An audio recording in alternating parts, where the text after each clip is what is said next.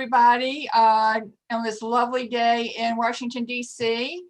And for Margie's benefit, it's sunny and a nice spring day and warm. And actually, Margie, we have fresh strawberries in our farmers markets. Anybody up for strawberry risotto? Look how red they are. Aren't they gorgeous?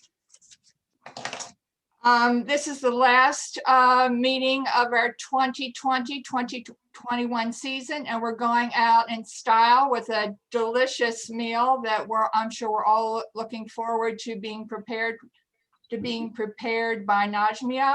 And we're really fortunate to have the recipes that we can follow along with. I just wish Zoom had a smell feature, which unfortunately it does not, so we won't be able to inhale the delicious aromas. But we do have the recipes. So if we are so inspired, we can prepare them later and enjoy them. For any questions about technique or what Najmieh is doing, please put those in chat and they will be answered later. So any questions during the demo, please put those in chat and we will get to them. Somebody may answer them during the demo, or they may be held until after the demo is over. And I'm going to turn this over to Judy now to formally introduce Najmieh, and then we will move on to the demo. Thank you, Pam. My great pleasure to introduce Najmieh, who has cooked, traveled, and adapted Persian techniques to Western tastes for the last 40 years. She's been hailed as the guru of Persian cuisine, and her Food of Life, which first appeared in 1986, was called The Definitive Book on Iranian Cooking. Well, they ain't seen nothing yet because Najmieh went on to surpass herself over and over, breaking her own records. Her most recent book, Cooking in Iran, Regional Recipes and Kitchen Secrets, was selected as one of the best cookbooks of fall 2018 by the New York Times. It is a stunning book. It's a tome. It's detailed and clearly a labor of love. For her CHoW presentation, Najmieh will demonstrate 2 Persian recipes, which are in the newsletter. And following the demo, she'll present a photo illustrated talk about her travels through Iran that helped to inspire the book. And there'll be a Q&A at the end, or as Pam said, you can put it in the chat and we'll see when it can be worked in. The recipe for spicy sweet and sour fish with dates is from the Persian Gulf region, and the recipe for plain rice, which is anything but plain, is from the Caspian Sea region. The tadig, oh my goodness, everyone fights for the tadig. I'll confess that I am a longtime fan. I have all of her cookbooks in my collection. The recipes are just enticing and delicious. I can't wait to watch and learn. And as Pam said, this is the last meeting of our current season. We already have the first few months of our fall season planned, and we will begin with John Birdsall, the author of the recent James Beard biography entitled The Man Who Ate Too Much. So please pay your dues, get the newsletter, and sign up now through our PayPal link on the website and make sure you don't miss anything. So without further ado, let me turn this over to Najmieh, and I'm just going to sit back and enjoy. Welcome to my Zoomy kitchen. It's an honor to share my recipes and my journey to Iran 3 years ago to you guys. And I want to thank C.C. Williams, my colleague and my dear friend, for inviting me. We're going to make a very plain rice with tahdig in one pot, because the traditional way of making rice is you parboil the rice first, then you make the tahdig. You need a few steps before to get to this. But here, is anybody cooking along with me, or should I? No, no one. It's okay. Then you guys watch it. And then we're going to make the fish with dates, which is from the Persian Gulf. They love dates. So let's start the rice. I soaked the rice. I washed, I soaked the rice. Then I'm going to put it in the, this is about 3 cups of rice, and this is about 6 cups of water. So for every cup of rice, you need 2 cups of water, okay? I washed it, and I washed my rice first because basmati rice is old rice, so you need to wash them thoroughly. And I soaked them for 30 minutes. And we put it in the water over high heat. And at this step, you can add anything you want. And if you want to add any spices or even rose water in your rice, which I love that, you can. How much? About 2 tablespoons rose water, if you want. If you can get me my rose water, I can put it there too. Okay. And I'm going to put 2 teaspoons salt, but if you want to put less salt yourself, that's better. But since rice cultivated in salt and water is the best, you give it back, so you close in the circle. So salt brings the best part of the rice. So I'm going to put some salt. I always use sea salt, or kosher salt. Fine Sea salt, exactly. Not, and then I'm going to put just that much of rose water. Smells so good, and I want you guys get the rose water. Don't get the rose water from the pharmacy. Rose water now, I noticed even Giant brought rose water and pomegranate molasses and orange blossom water. So you wanted this kind, either Persian or this is Gortas. These are, I found that this Gortas has better perfume. And then you stir it. You're going to put it all the way.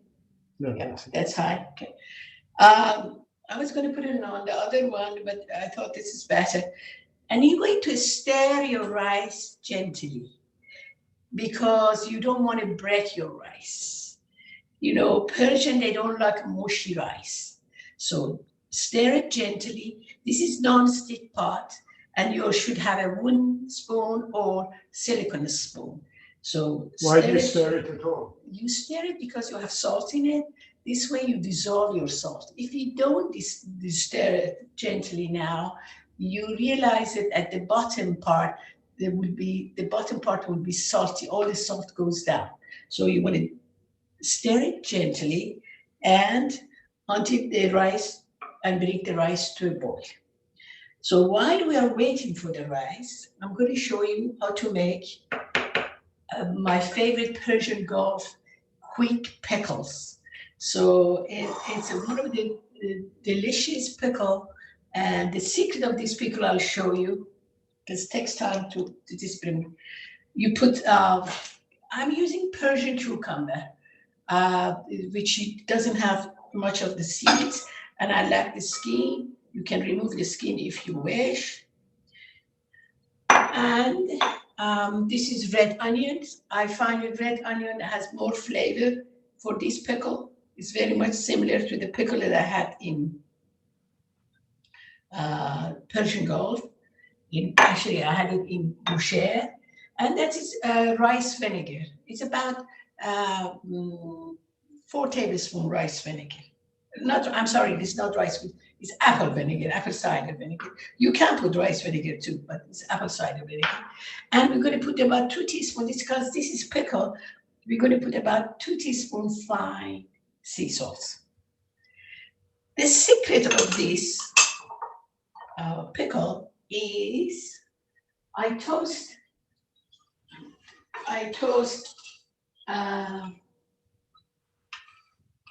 coriander seeds. When you toast the coriander seed, I wish you were here. The aroma is lovely. You toast the coriander seeds and you put in this as much as you want. What does that mean, as much as you want? So not a very precise measure. Okay, you can put 2 tablespoons, 4 tablespoons. I like it more, even half a cup. So because afterwards, if it is toasted, it has a beautiful aroma and lovely taste. See, this is our pickles finished. The water is, I'm gonna stir the water one more time.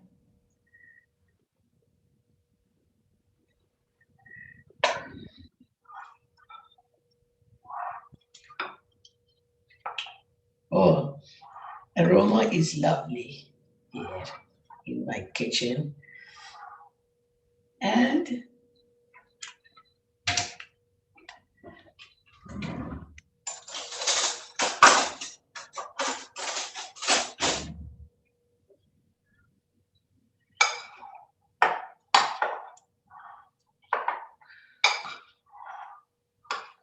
you stir this, and I'm gonna put it right here.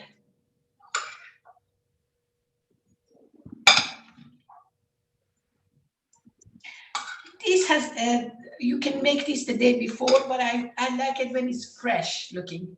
So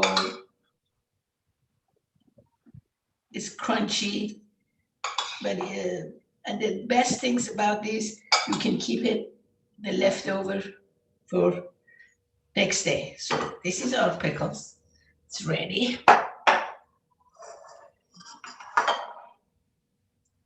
And my rice Starting to boil. boiling. We boil it until there is no more water. So we need time. For this, before that, so I'm gonna dust my, Najmieh, can you explain no more water? What does that mean? so there is no, all the water absorbed by the rice.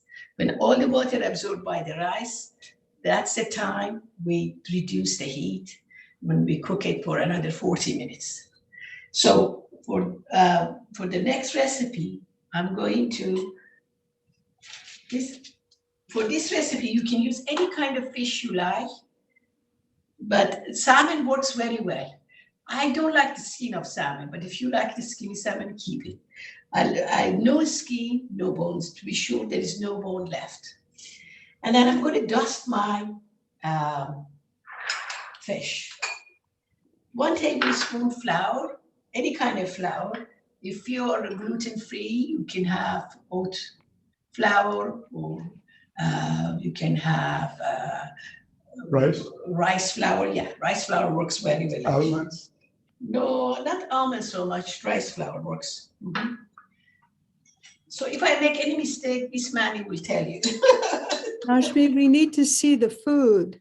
Okay, what do you, Have your husband point the camera down. okay, the rice is cooking. Show the pickle. Can you see the rice? How's that? Is that better? Do you see the pickle? No.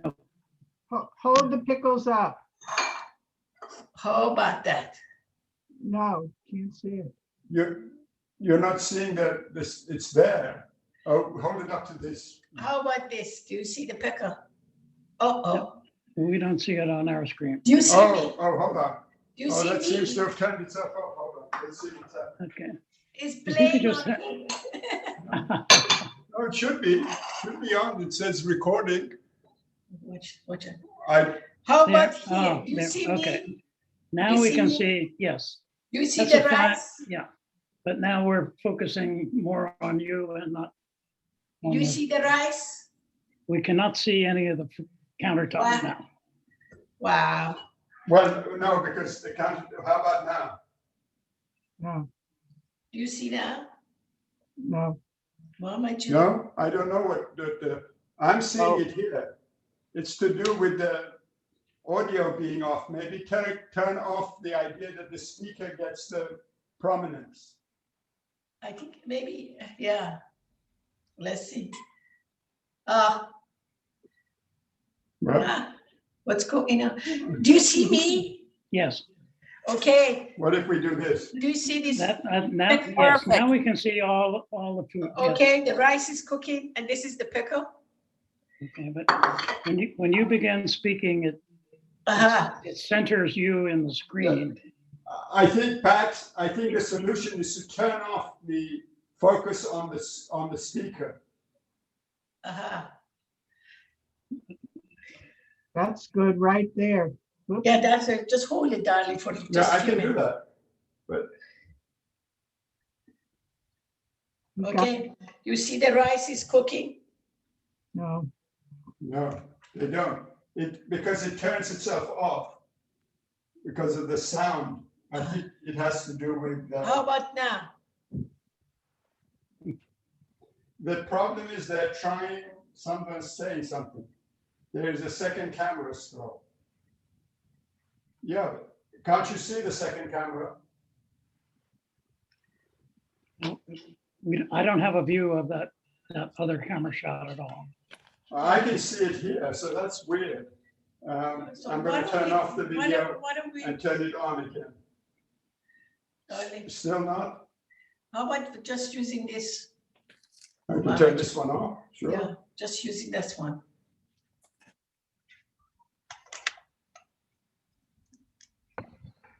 Okay, do you How's see this? the rice? Yes, Good.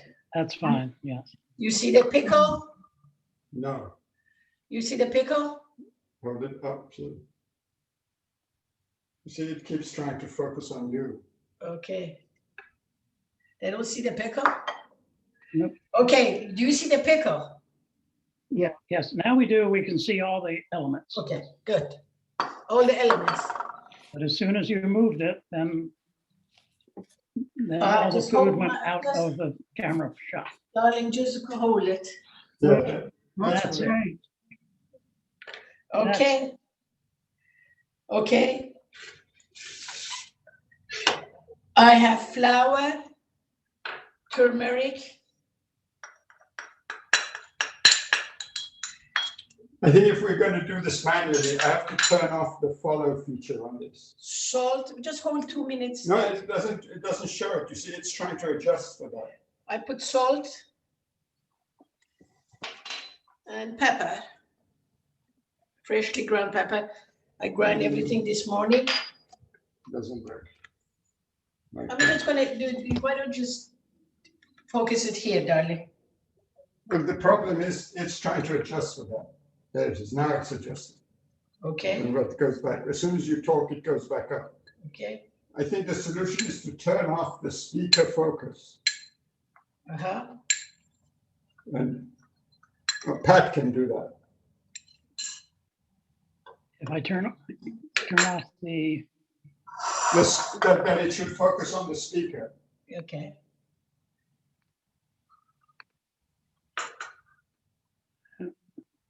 Because it's trying to do the job, the camera is trying to do that itself. And Yeah. it's getting,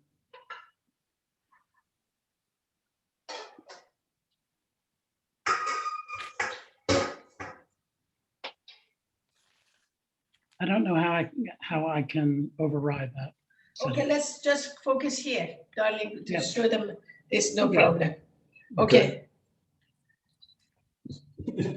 So all the water is absorbed. You see this, guys? no, because as soon as you talk, Okay, I won't talk then. You see that here? Everyone Yes. see? Okay, good. I'm gonna put some oil on it. Because we want it tahdig. If you don't put oil, we don't have tahdig. And I like to add, No, it's not showing the picture. It's not good.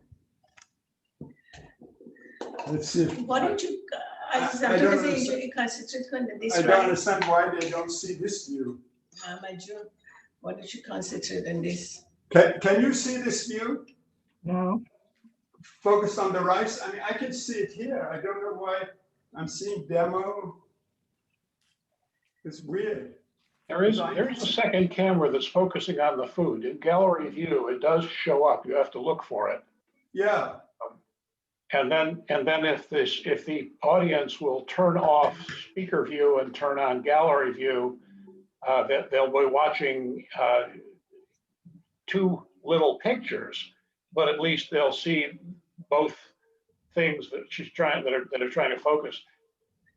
Yeah, why don't we just focus? Does the camera that you're using have an automatic focus?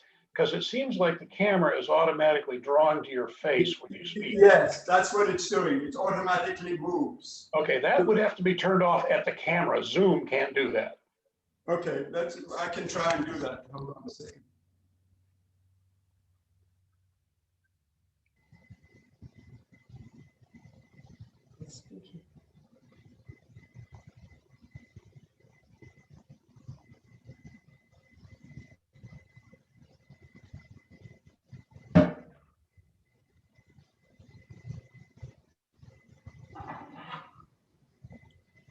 Does that help any?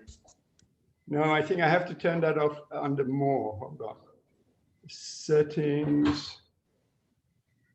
Camera control here, hold on. Manual. Okay.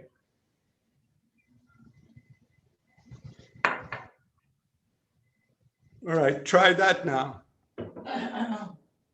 Beautiful. You know, you see it? Yes. Perfect. And I'm going to put a tablespoon of coconut butter on the top of my rice.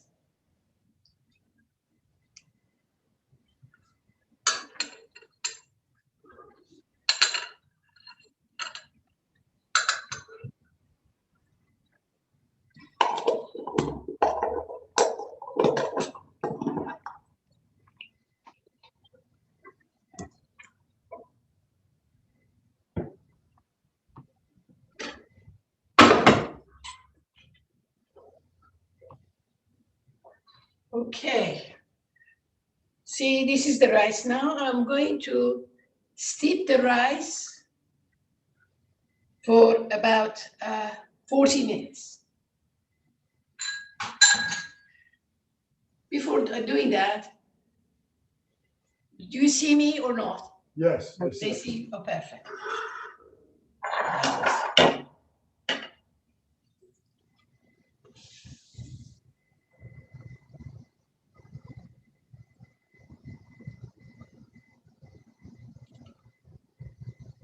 What are you doing then? I'm trying to wrap a cover, the cover of the rice, and steep the rice.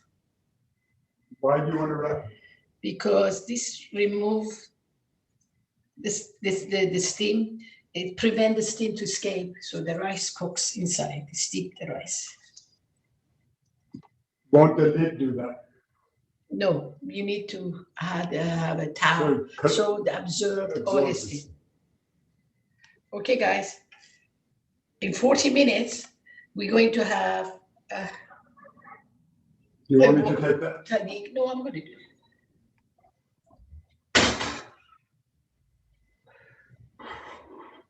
Okay. Hey Siri, set the timer for 40 minutes. The timer is set for 40 minutes. Okay. Now we're going to make our. We're going to sear the fish first. Before doing that, I mix salt, pepper, turmeric, and flour. It's here. And I'm going to dust the fish, both sides.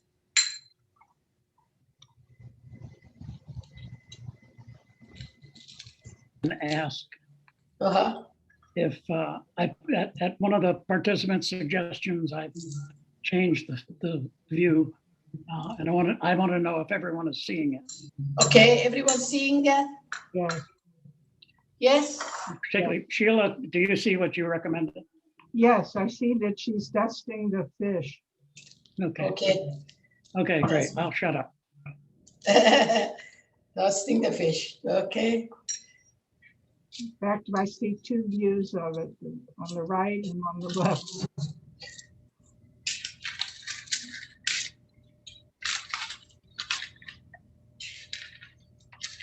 Mm-hmm. For those of you, it's salt, pepper, turmeric, dusting the fish.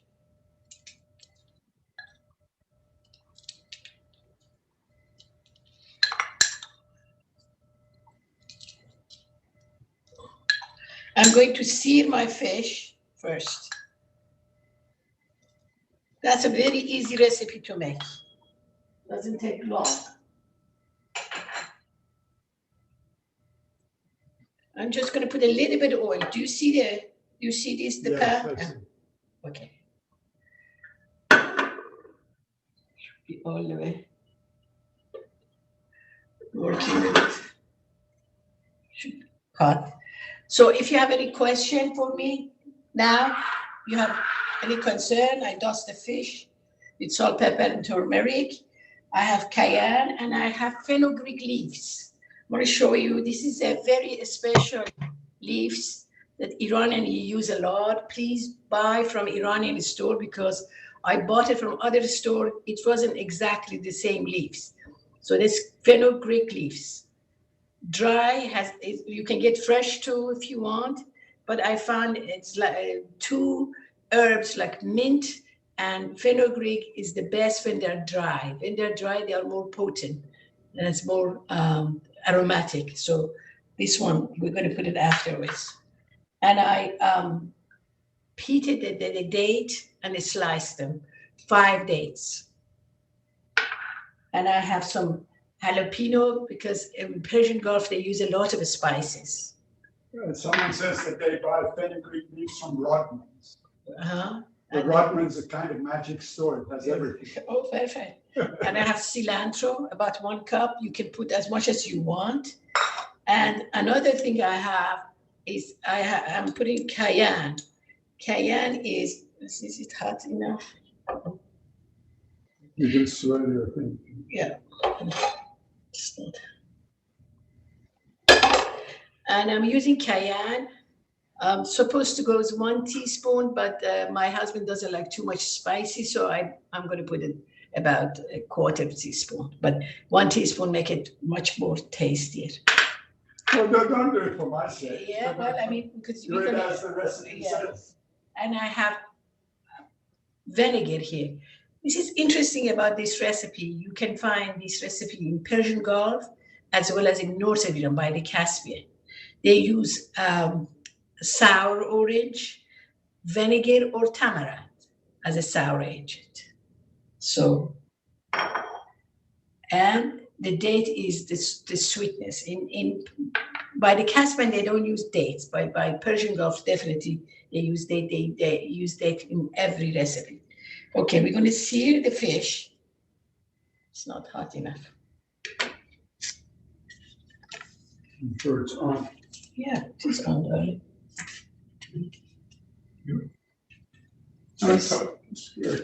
Are you using dates instead of date syrup? I'm going to use both. I'm going to show you. Okay. I'm going to show you. Actually, there is date syrup. There is date molasses, which they are different. Is anybody knows what's the difference between date molasses and date syrup? It's a wonderful image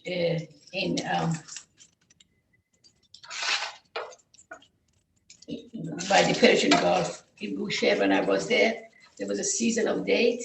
They were harvesting date and they were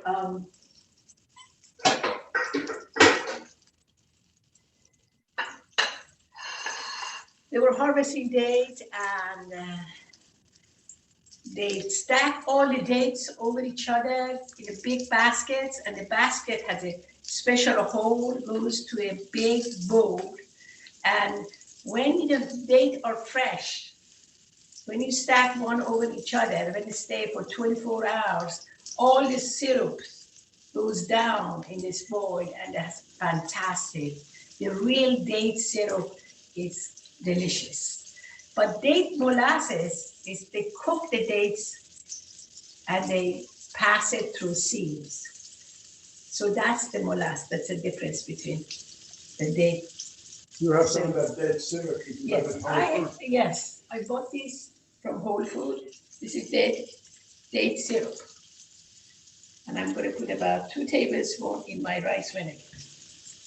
Najmieh, can you recommend your favorite grocery stores in the area? Actually, CHoW in Rockwood is my favorite. Okay. Which I managed to get. I got some donation for our fundraising springtime from them for a package. So CHoW Deli is my favorite. Which one was it? I'm sorry, I didn't hear. CHoW, CHoW Deli and Market. They have now. They make food there. You can they have carry-out, and the market they expanded, and they're pretty good. The price is pretty good. so you can get it On Rockville Pike. there. Rockville Pike, yes. See?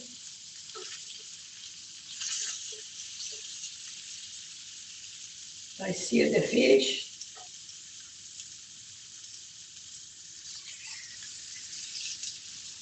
And my garlic is, I have to get my garlic.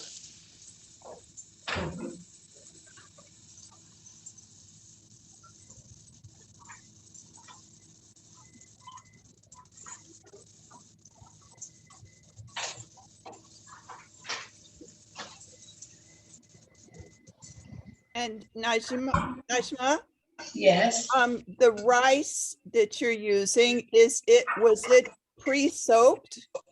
yes, I soaked it for 30 minutes. Okay, and you washed it before soaking it? Yes, what I do, I put the rice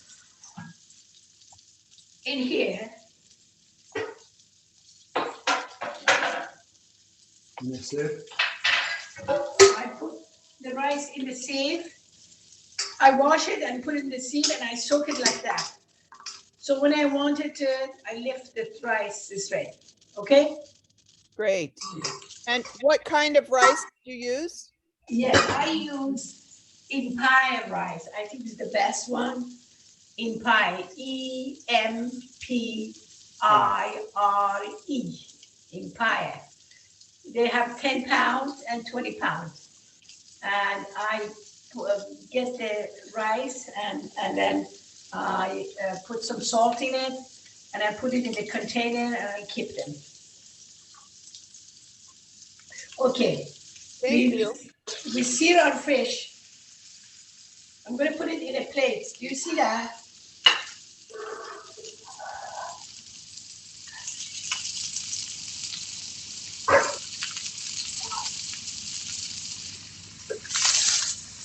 I'm going to put it in a plate. Then I'm going to make my sauce. You see that, guys? Yes.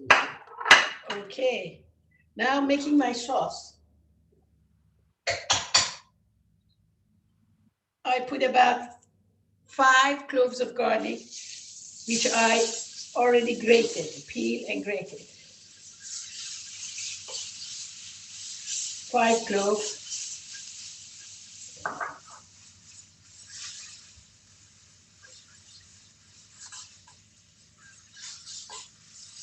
You want that high? This is good.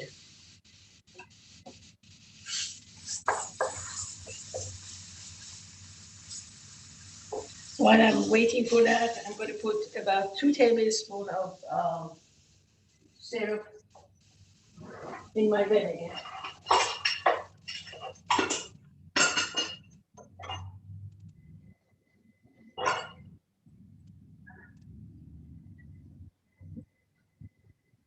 One and 2.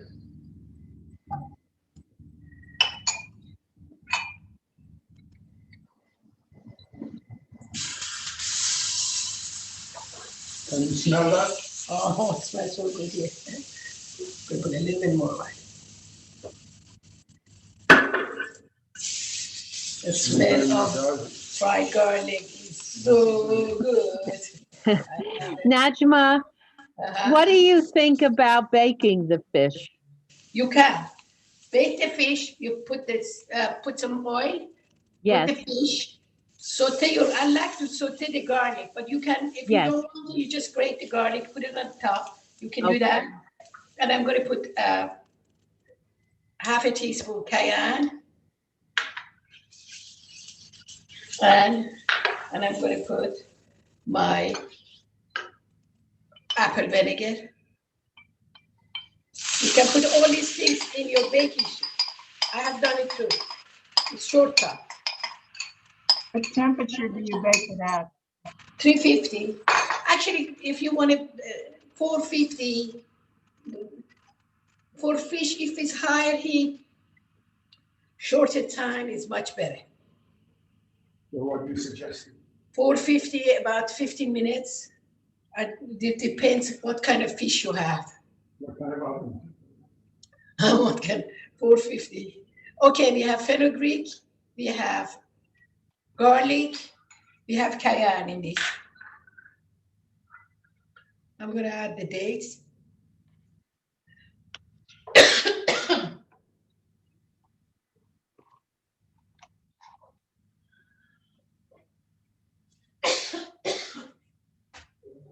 Must have been something in there that went up your nose. Najmieh. Did you put any pepper? Open it. Saute on stove. Open it, please. Yeah.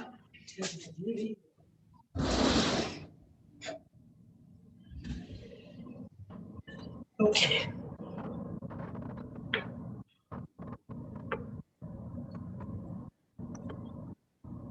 Okay, I'm gonna cook back the fish.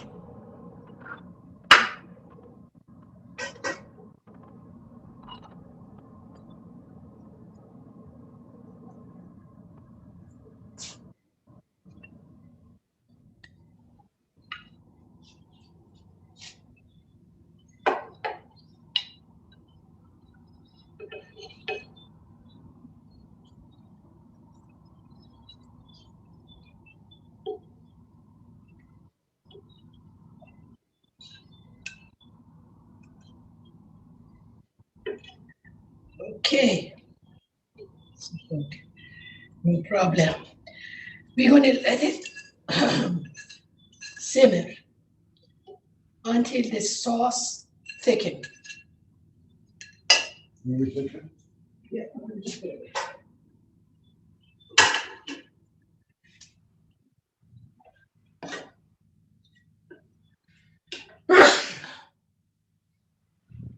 Gesundheit.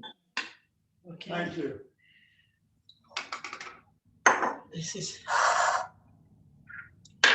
I'm gonna put some jalapeno.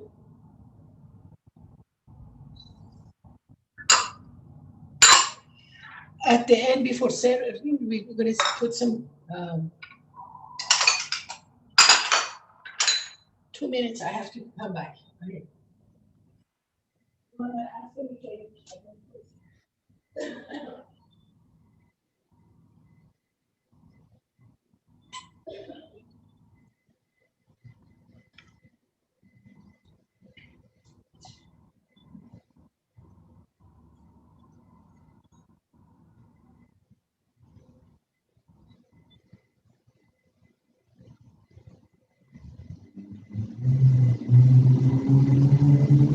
I would wait for Najmieh. I can read you a couplet from Hafez. My friend, hold back your heart from enemies. Drink shining wine with handsome friends like these. With art's initiates, undo your collar. Stay buttoned up with ignoramuses. Very cute. Let me see, maybe we have another one.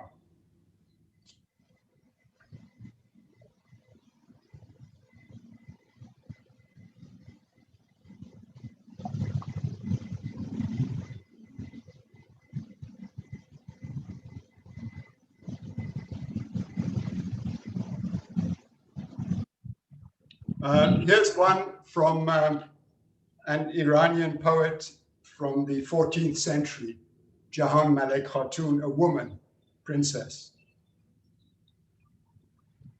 With wine beside the gentle flowing brook, this is best. Withdrawn from sorrow in some quiet nook, this is best. Our life is like a flower's that blooms for 10 short days.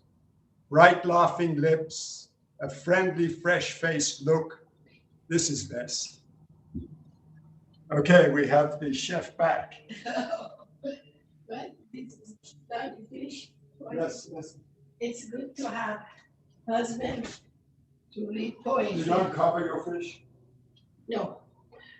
We're gonna let the fish cook, and I think I can start because we have, do you have any question for me? Do you have any question for me? So because we are done. The You fishes. said that this could be used with any fish, but is there one that would be more traditional in this? Yes, grouper. Grouper? Grouper, grouper is more traditional fish for the Persian Gulf. Thank you. They use, I like salmon, and it's easy to get. I love fresh salmon, so that's why I use salmon. Yes. Any questions for me before? I'd like to ask about the fenugreek leaves. I'm in Germany, so I don't have access to a Persian store where I am. I do have a Turkish store. Is there a substitute that I could use? Fenugreek seeds, you can substitute, grind them, but you have to grind them very fine. Fenugreek seeds. But you can get sadaf.com. You can get, could you bring chair for me? There's sadaf.com. You can get now everything through internet. It's very easy. You can get. But not for Germany, maybe. Oh, is it Germany? Yeah, she's in Germany. Okay. Amazon also carries everything. But I bet you the Turkish stores in Germany have them. So Well, I'll ask. I don't think they do. Because I know the German word for it, and I've never seen it there. But I'll ask. Possible.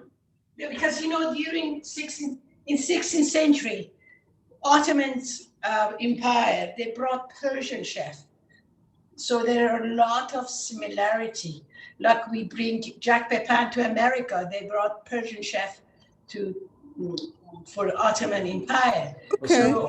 So there is a lot of influence of Persian food in Turkish food, and I bet you they might have fenugreek leaves. They might even have fresh in the market. I'll ask. Okay. Thank you. So our fish is cooking, our rice is cooking, our salad is made, our pickles is made. So we wait. Do you see the fish? Yes. Guys, do you see the fish? Yes. Yes. Looks so delicious already. Beautiful. That's it. You let it cook until the syrup, the liquid become like a syrup. And then you're done and you can taste it. And I'm going to go ahead and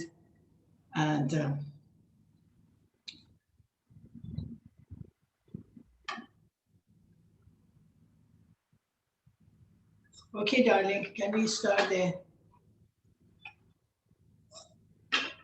You've got 19 minutes on the rice. Okay, that's fine. We do it. I show you the rice at the end of our talk. Okay. You're going to go into the slide projection? Yeah, I go to slide because this way, if you have any question. Also water for you.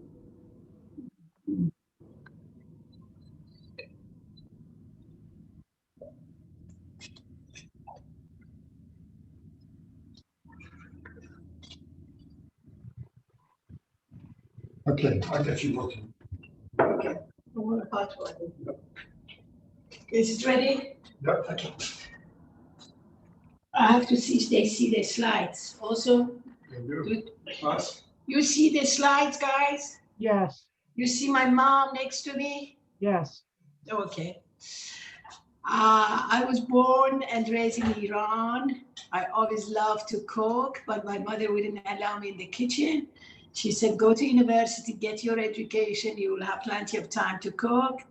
I came to United States after my high school when I was 18 or 19. And then I had, after 7 years, I returned to Iran and handed my master's degree in education to my mother, and she allowed me to cook. After I learned all I could learn, and she allowed me in the kitchen. And I learned whatever I could from my mother. She was a salé cook. She didn't like pastry. But my aunt was a pastry chef. So I went to my aunt. I record all I could. And in 1978, I got married. And at the, oh, well, at the end of 1979, as the Iranian Revolution took a more fundamentalist turn, my husband and I fled to France. The climate, the aroma was the place, France was the place that I decided to become a cook. And I took some cooking classes. Then I decided to learn from my next door neighbor. The cooking class, when they taught me how to make ratatouille, it took forever. They cook every element separately and then they combine together. My neighbor, she took a clay pot, she chopped everything, she put it in the pot, then she, as they say, ramas, she took some rosemary, some thyme, some bay leaves from her garden, and she put it on top, and she put a lot of salt and pepper and olive oil, and just put it in her outdoor clay wood fire oven. Oh God! After an hour and a half, she removed it. Oh, the aroma, the flavor was so delicious. Without fuss, very simple, she cooked that. So I decided to stop going to the cooking class and I learned from her. She taught me a lot about Provençal cooking, which is very similar to Persian food, actually. I was very surprised, but after I did a lot of research, I realized that because of Provence, Nice is next to Italy, and there are a lot of back and forth from Iran to Italy during the Silk Road. There was a lot of back and forth. So there's a lot of similarity between Italian food and Persian food. We gave them a lot. We took a lot from them. And of course, between China, Italy, Iran. Iran was at the center of the Silk Road. China was in the east and Italy was in the west. So there was a lot of back and forth. So that's the story of my cooking in France. In 1983, we immigrated to America. In France, we were refugees, but in America, we consciously made a decision to immigrate to America, where I wrote my first cookbook in English, Food of Life. I said it every place, but no one wanted to publish Persian cookbook because during the hostages, there was a lot of animosity still there, but nobody was interested. So my husband and I decided to have our own publishing house. So my husband published my first cookbook, Food of Life. And then I received a lot of feedback, and then I started to really do the serious research on Persian food. I read everything was available to me, all the Persian texts, old Persian texts. I read all the literature. There's a lot of my recipes come from the literature, which is not in the cookbook. And I wanted to see really what is Persian foods all about. I realized that Persian miniature, Persian food, Persian music, there is something in common between art of Persian cooking. And I didn't realize it. India learned a lot about Persian food. Before 13th century, Indian food wasn't so elaborated that now you see it. I noticed Turkish food is not. So Persian food was influenced by Turkish, Italian. So I learned a lot. But for 35 years, while I was writing so many cookbooks, like my Silk Road Cooking, A Vegetarian Journey, I became vegetarian for a year. Then I realized it is not for me. Then I became fishitarian. And then from Persia to Napa, wine at the Persian table. This is the only Middle Eastern book that pair wine with Persian food or Middle Eastern food. Then I did Happy Nowruz, cooking with children to celebrate Nowruz. My children, when they grow up, they said, Mom, all this interesting you did with us when we were growing up, you should write it so other kids, other second generation Iranians kids, they can enjoy that. So this book has become popular among the Iranians. And when my kids were in college, after the college, they went both California. And I noticed that during the weekend, with bunch of their friends, they go to the farmer market and they shop, they come and cook. I realized that this younger generation, they're really yearning for a good, simple recipe. So I wrote this book for my own children, which, between 25 and 35 at that time. Now they're 40 and 36, 37 actually. So this book, it's made Persian food simple. A lot of complicated dishes become simple. And actually this is very popular among among the college student, even after college, they write to me, not just only Persian. I was surprised. This because of tahdig, a lot of American kids really likes to now try to make tahdig simple way. While I had this, doing all this book, I had this fantastic dream to go to Iran, to meet the cooks, to share kitchens and tables, and taste, sense that conveyed the very essence of Iran. It took me 2 years of planning and 3 years of traveling to write this book. What touched my heart the most were the women of Iran. They were strong, tolerant, and hardworking. I met them almost everywhere during my travel. On the steps of the university, do you know that 51% of the university students are women in Iran now?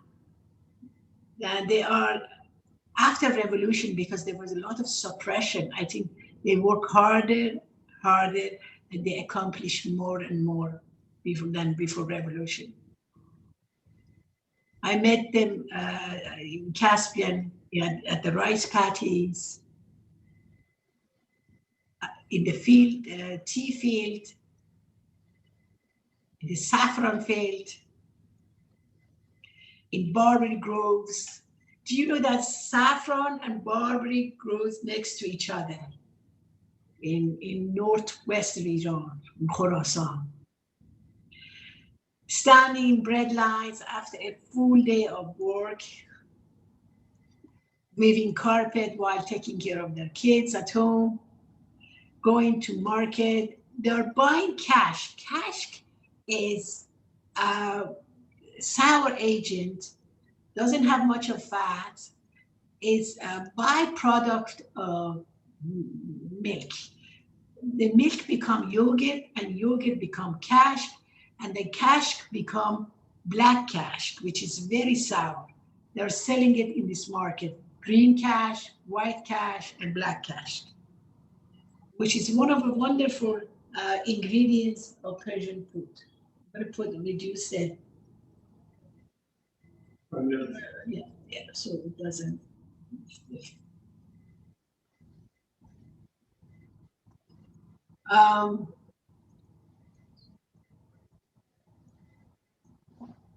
The cooking for the family and taking care of the children. This family invited me, they cooked, oh, adorable family.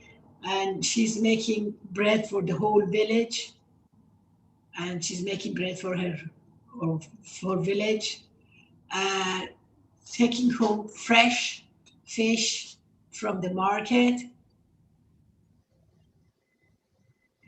Gathering at the restaurant. The woman on the left, she is the co-owner of this elaborate Persian restaurant in Tehran. Now, let me tell you about Iran.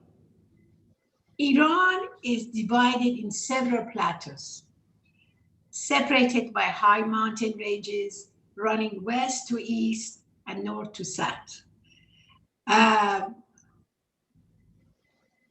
To the south is Caspian, to the north is Caspian Sea, and in the south is Persian Gulf.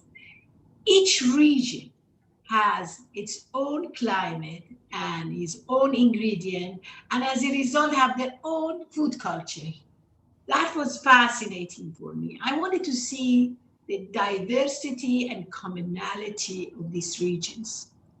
So in my book, I divided every region and I give you the recipes or the specialty of that region. I'm giving you the spice they use region.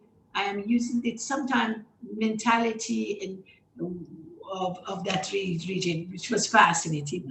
And history too. And it was fascinating because there was a lot of chauvinism. Every region, they said our food is the best, which I love that. It's very cute.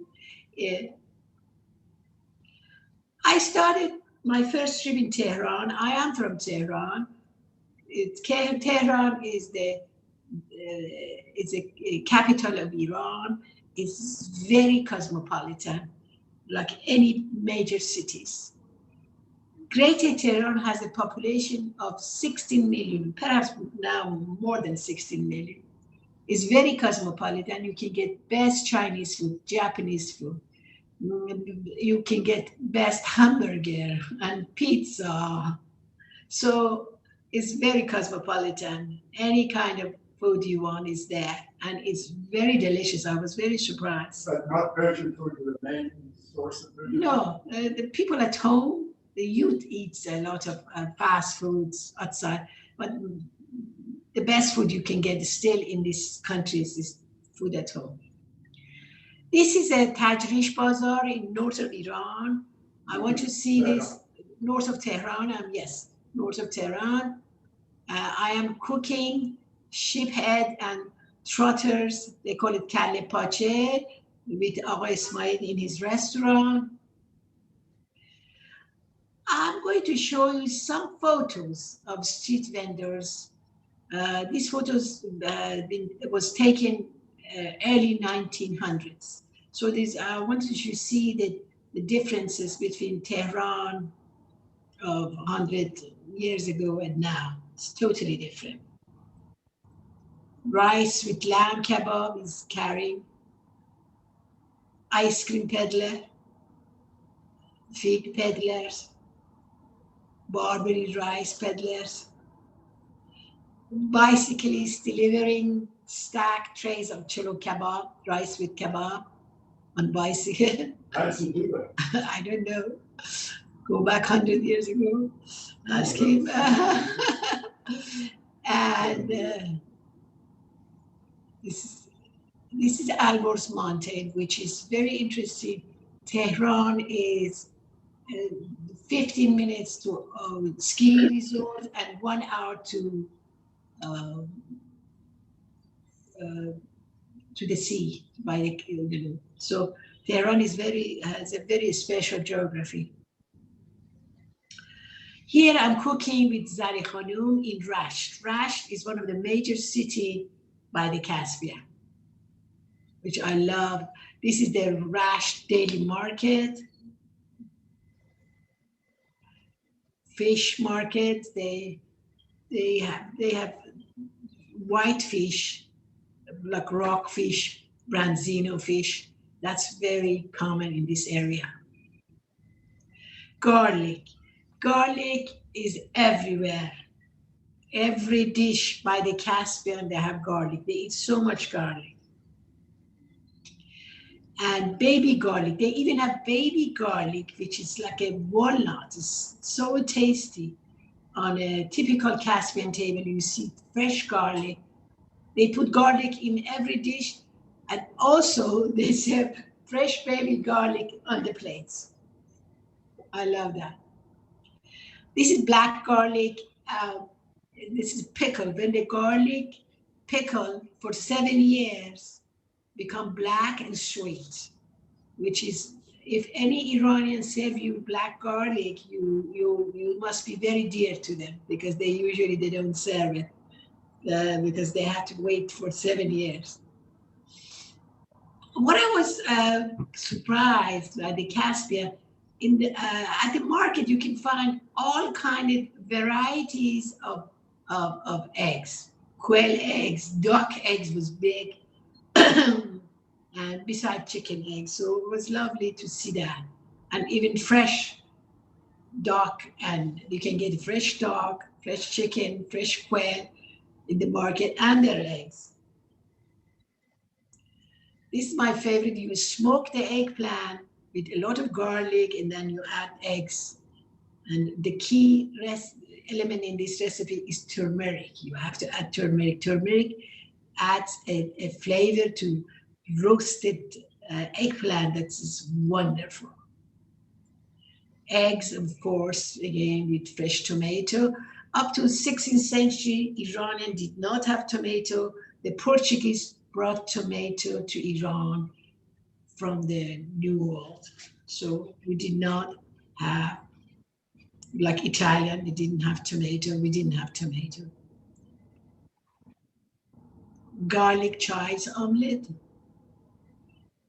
duck egg with fava beans and fresh dill. That's a wonderful vegetarian braise. This is again fresh herbs, garlic, and eggs. All kind of. This is one of my favorite. Tapenade is pomegranate, walnut, and olive, fresh olive. And it's one of the ancient tapenade. I have reference of walnut and pomegranate olive, goes back at least to 4,000. We have records of the utensils, they crush them together. 2000 BC. Yes. Probably 4,000 years ago. Yeah, 4,000 years ago.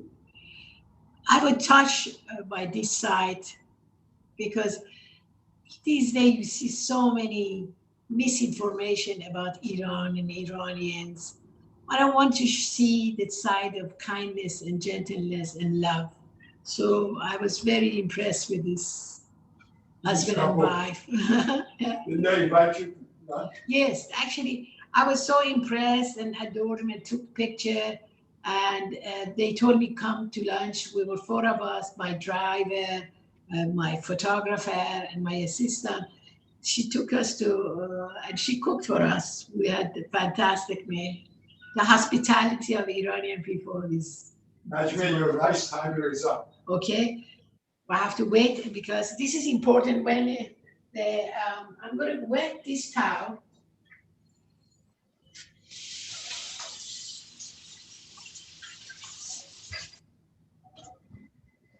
And I'm going to put it. Do they see you? Do you see me, guys? Yes. I'm going to put it on the counter. Is it off? Oh, you sure? Yeah, he says yes. Okay. Yeah. I'm going to put this right here. You hear that? Yes. That noise is a good sign. This way, the rice separated from the pot. The golden cross separates from the pot. You keep it like that, you cover it, keep it for 5 minutes. If you do longer, your tahdig becomes soggy. If you do less, it doesn't separate. So that's important to keep it covered on a wet towel for 5 minutes. Okay? Nolly, can you count that? Yeah. I have this.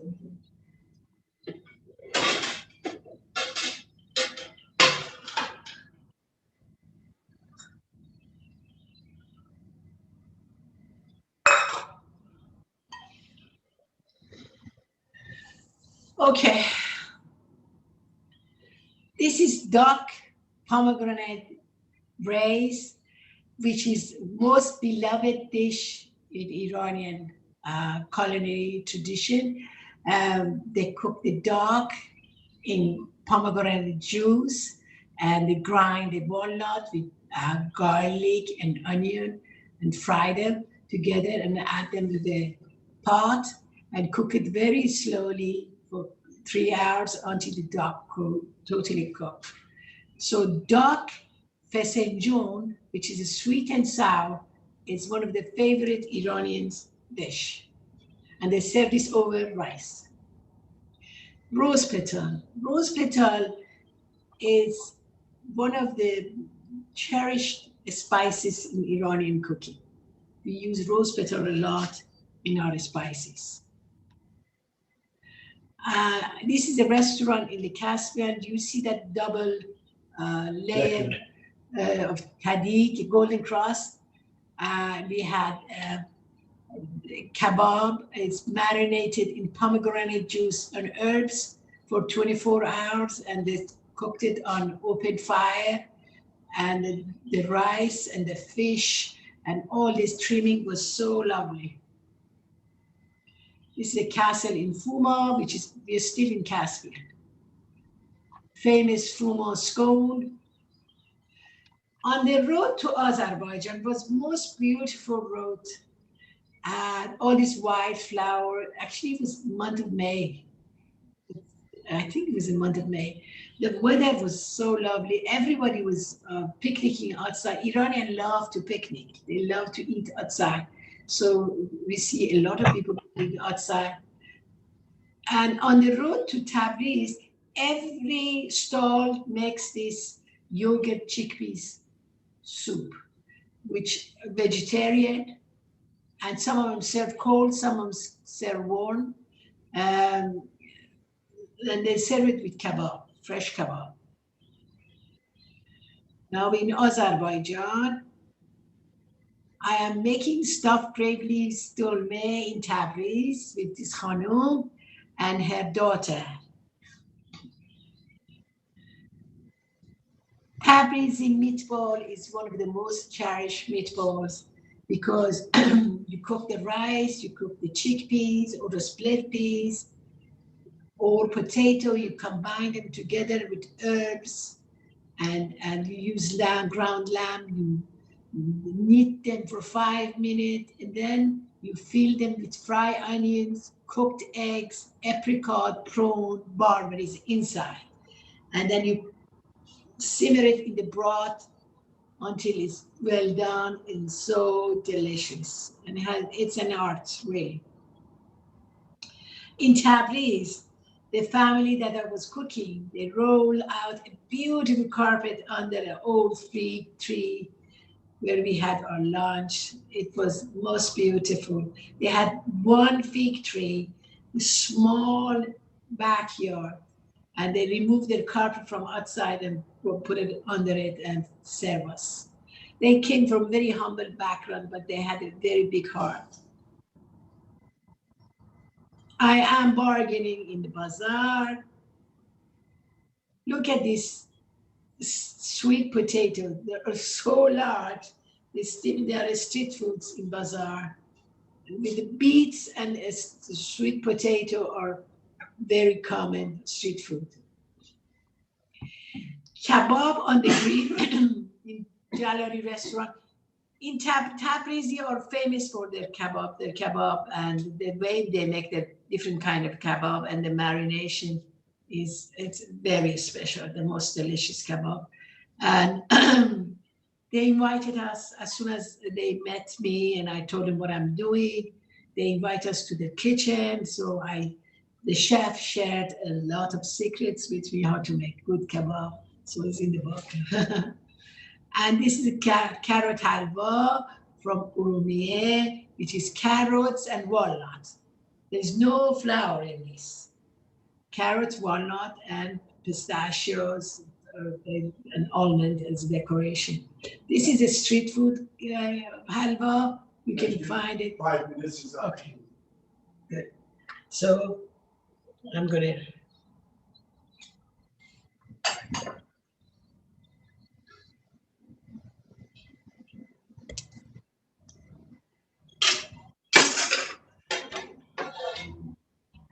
I'm going to put this on top. And then turn around.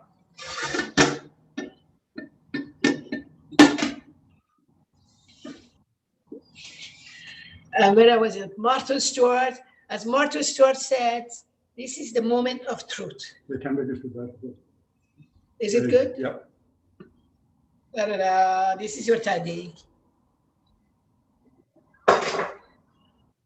This is this is crispy taddy.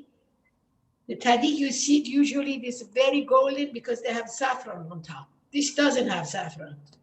So if the good taddy is crispy. Why didn't you add saffron? Because the saffron goes all over, doesn't goes on the bottom. Why didn't you want saffron? Because I want to make it simple. So this is our dish. Rice, fish, and basil, of course. You take some of this. You want me to serve it to you, darling? Sure. Volunteer. Volunteer, monsieur.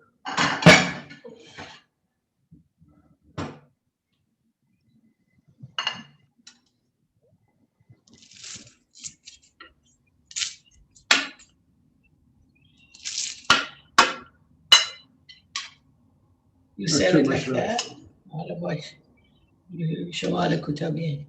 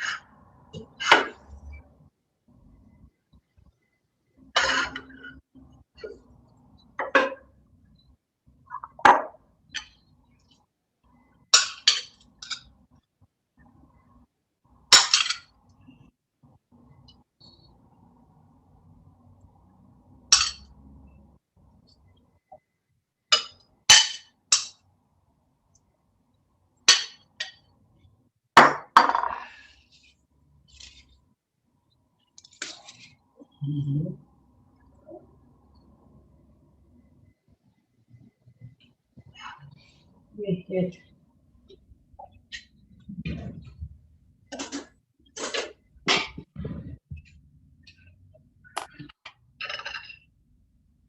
Okay, darling husband, I'm going to come there. enjoy it Take a bite. and take a bite and tell everyone what do you think.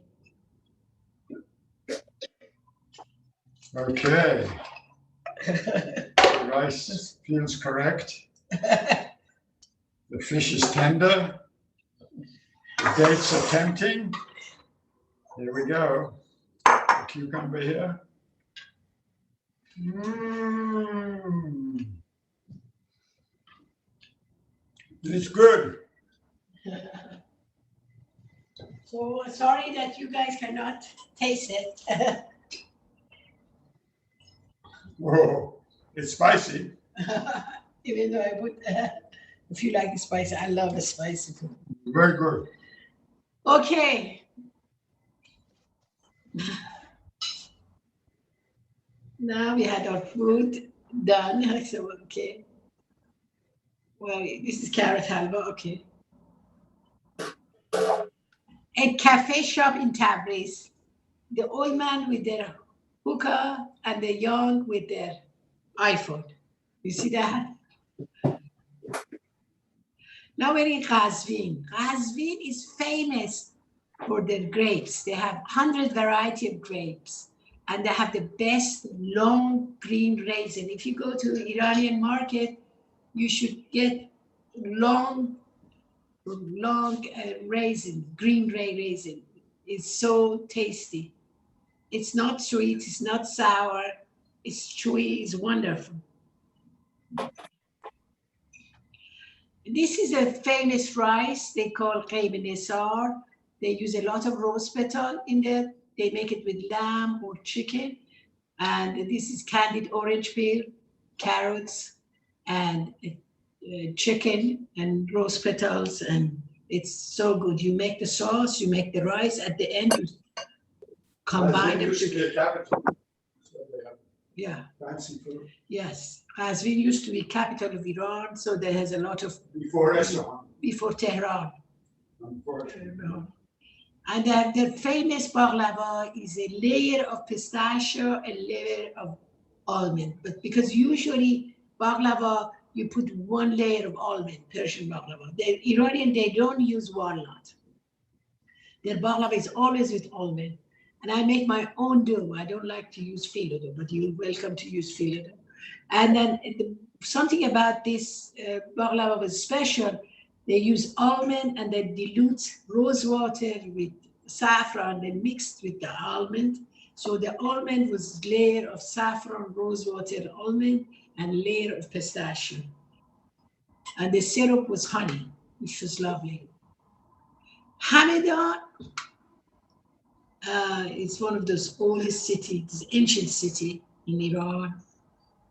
And they're famous for their preserve because it's one of the oldest city and one of the coldest cities. So they use a lot of preserve. They're famous. Najmieh, can I interrupt? I just had some of this, the rice, you don't taste the rose water, but the aroma of the rice is something heavenly. Oh, fantastic. Combination, So, even though sir? I didn't put saffron in it. Yeah. Very special. Thank you for saying that, sir. And bulgur noodle, it's very interesting. Iranian used to eat bulgurs and noodles up to 17th century. Iranian were not rice eater up to 17th century. Rice become part of Iranian cooking after 17th century. Actually, there is a poems written in 1500 is a battle of rice and noodles. So rice become a winner.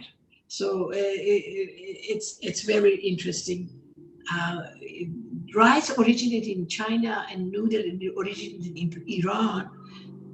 When I was in China, I noticed the best noodles made in China, but in Iran, they make the best rice. So it's so funny, even though rice didn't originated in Iran, but Iranians, they cultivated the cooking rice in the best way. Hamadan has one of the oldest Iranian Jewish communities. Hakim Nur Muhammad, with his family, with his patient servants, he was said to have been Nasiruddin Shah's special doctor in 1890s. Still, I think Hamadan has the largest Jewish community. This is a sweet sesame bun, specialty of Hamadan. They make it with turmeric. And it's a finger twist. Also, they serve that on the top of this bun, which is made of egg white. While upside down tulip on the road is a specialty of this region. It's very unknown, it's very unusual, upside down tulip.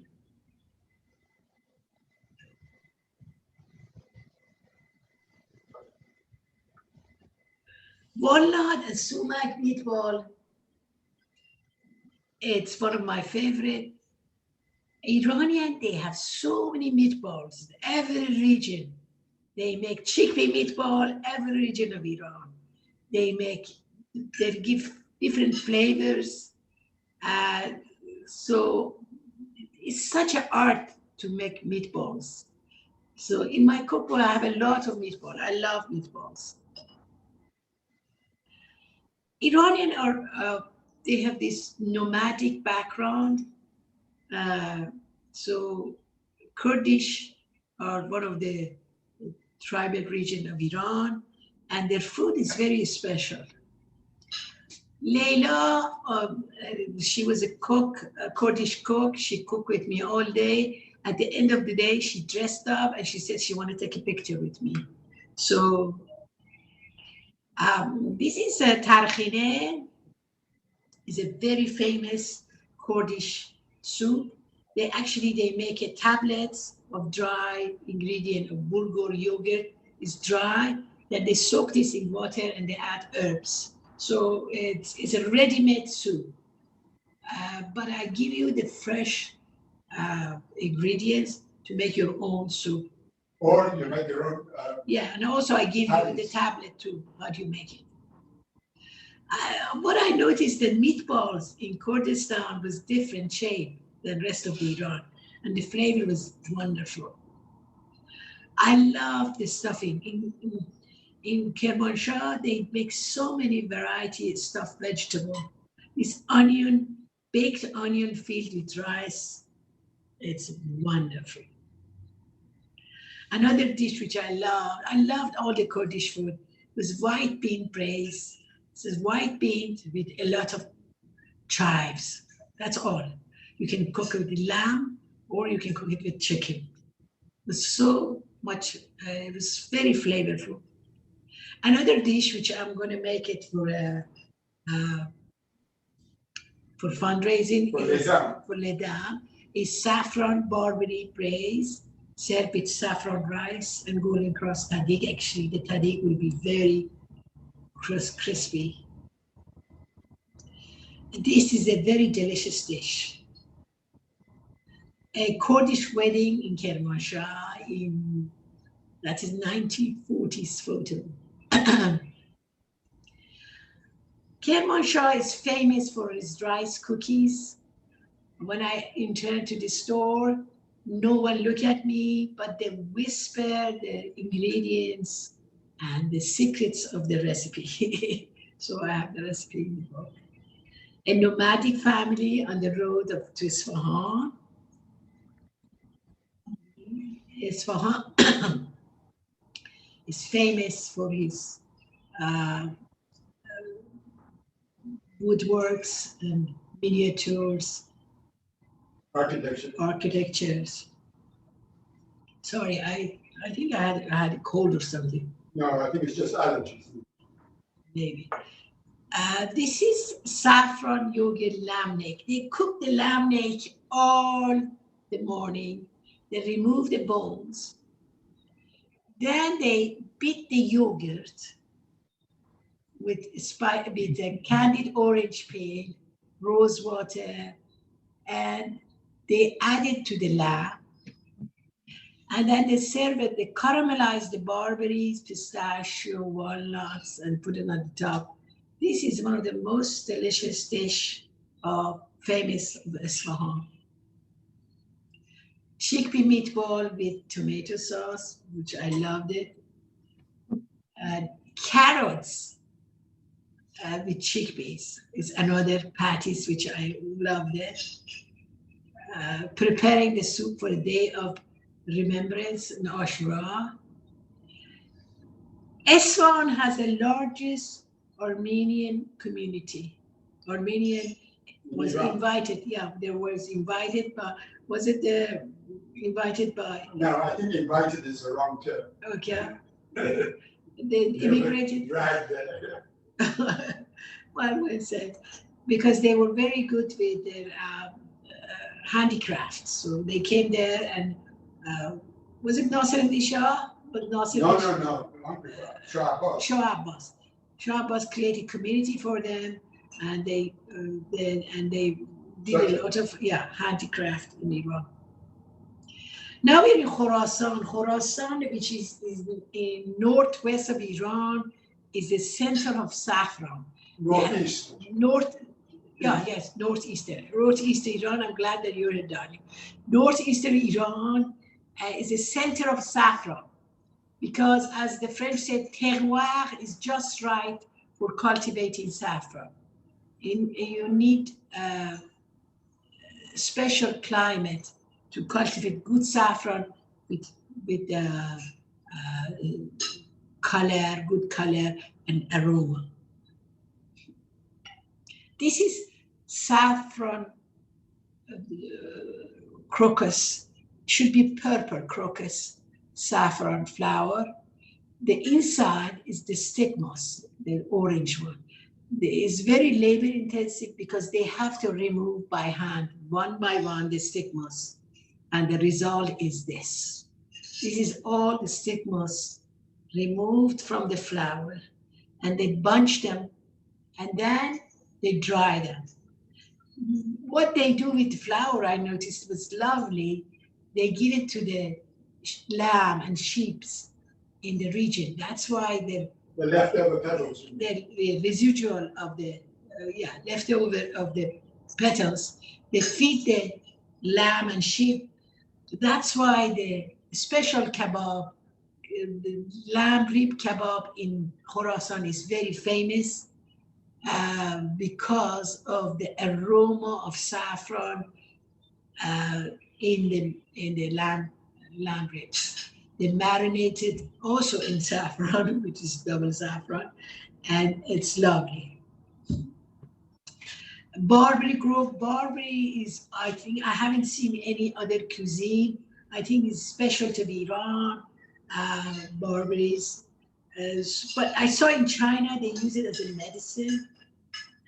In Iranian culture, they said you should have barberry every year because that has help. It has help you to. It sort of has a cleansing power. It's help you. Can I interrupt just to show my plate? Okay, you did a good job. Thank you. So again, get your barberry from Iranian market, but be sure they don't sell you brown barberries. You want red barberries. Brown barberries belong to the old last season. You want red barberries, which is belong to this season. But these are dry, right? Yeah, dry, of course. This is the fresh one, which is lovely. I have the recipe barberry marmalade in my cookbook. Dry barberry, how to use dry barberry in different dishes. Even with my meatloaf, I put barberry on the top as a glaze of barberries on top. This is barberry soup. What does it taste like? It's not cranberries, but it has some touch of cranberry. It's not raisin as this. It has a very instinctive flavor. Distinctive flavor, but at the same time, it has a lot of nutrition properties. That's why, you have to. Sour? Yes, it is sour. So that's when you cook barberries, you have to caramelize it with 1 teaspoon of grape molasses, date molasses, or sugar. I use, for 1 cup of barberry, I use 2 teaspoons of grape molasses. So you don't want to lose the sourness because that's important. It's fantastic. Yeah. But some people don't. This soup is famous in also in Khorasan region, in Birjan, because that's come from the wild pistachio, which they call the peste baneh. I don't know what is it. It's come from Terabit, yeah. I haven't seen it here, but it's one of the delicious soup. It's vegetarian. It has no yogurt in it, but it's creamy because they mix it with yogurt. But your recipe is with regular pistachio. Yes, my recipe is regular. Try it. You grind the pistachio with hot water and you allow it to cool. Then you put a bunch of herbs and raisins. That's so lovely. Yeah, no yogurt. No yogurt. So where's the liquid? Water. Water. That's it. No yogurt, no cream, but it's very creamy. Because and it's a cold soup. Yeah, it's cold. It should be very chilled. Good. Yeah. The potato cuckoo with saffron and glaze it with syrup. And this is lamb neck again with bulgur soup. Deep fried bread. This is every country, but they make this stew for giving away to the less or insecure, less fortunate or insecure people, economically insecure or food insecure people. Yazd, center of Zoroastrian minority in Iran. Still, as a community of Zoroastrian is which were group of pre-Islamic community. Their famous soup is shuli, it's vegetarian. And the Yaz are famous for their sweets. So I was invited to this workshop, and I was witnessing all these cookies. So I have the very good recipe of cupcake, and this is cotton candy. I'm having fun with cotton candy. Yes, they're famous for the pomegranate. This cypress at Abarkhan, Abarku, estimated about 4,500 years. Can you imagine 4,500 years cypress? Living.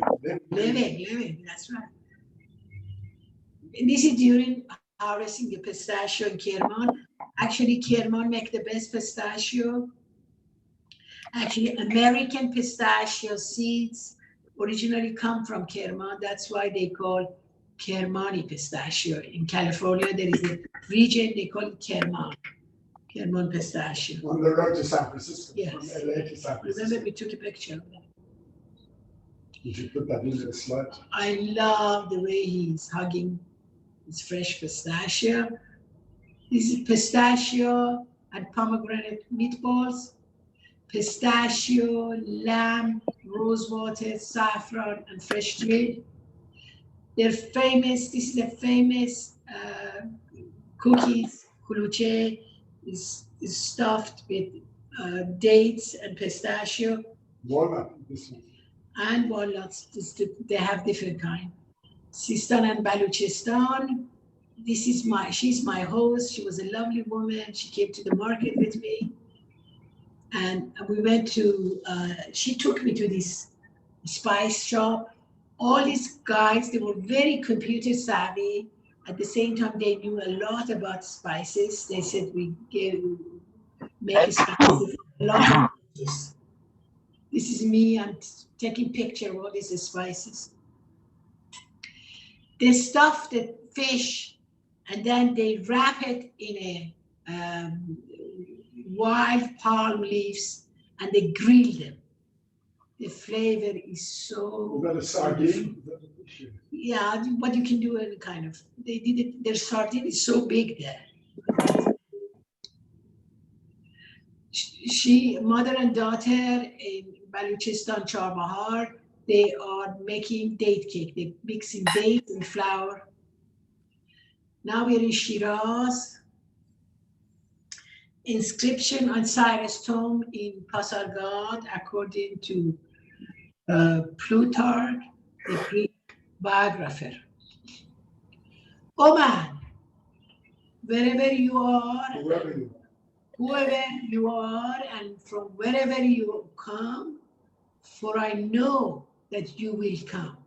I am Cyrus, founded the empire of the Persians. Judge me not, therefore, this little earth that covers my body. I am at the Hafez tomb, the 14th century Persian poet. She's one of the most beloved poet, and people love his poetry.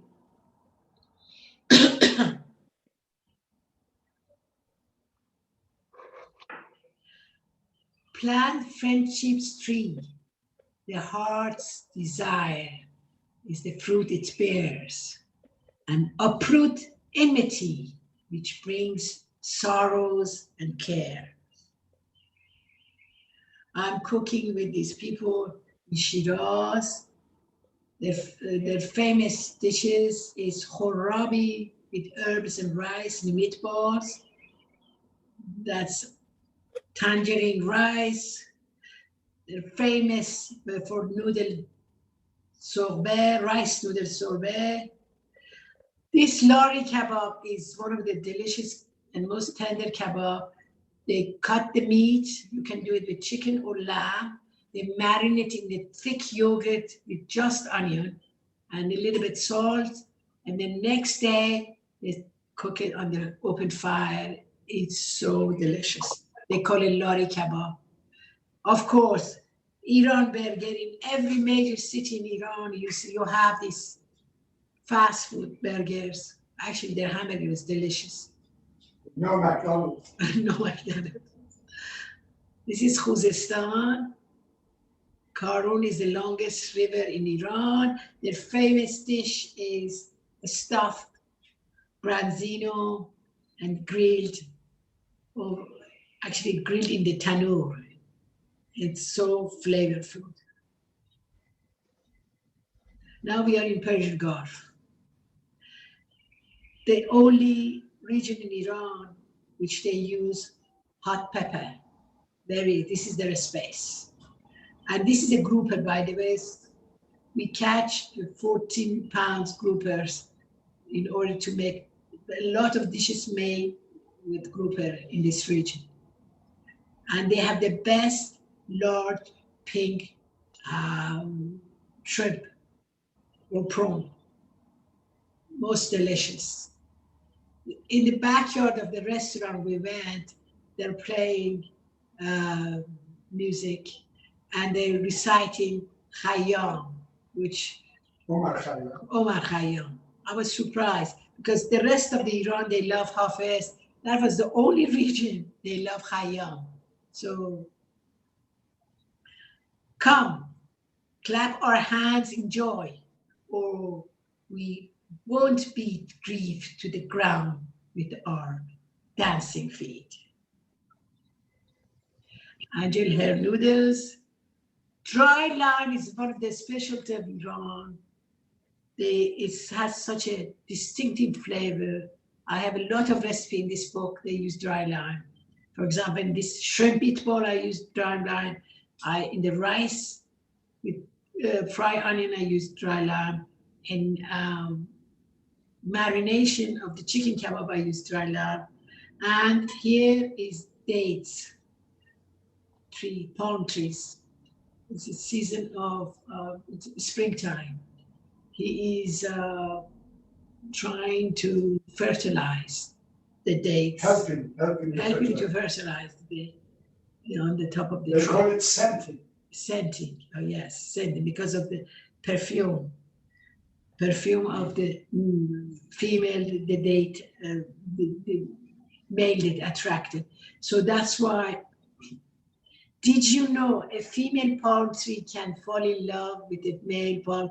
These are all what in this region they believe. Did you know that local holds a funeral for a dead palm tree? So the date has a very important role in Persian Gulf, in that region of next to the southern of Iran, and then they have a lot of respect for dates. Dates is everywhere.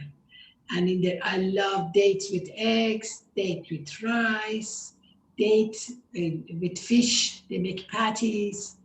And I love this woman. We went to her house. She had this beautiful oven, stone bread making oven. And she cooked this. She used date juice in her dough and made this. Is that the same as date syrup? Yes, she used date syrup, actually. That's better way. Now I have come to Hormuz Island. Red earth, ochre, on the island of Hormuz. It's used in a salted pickled sardines called surah.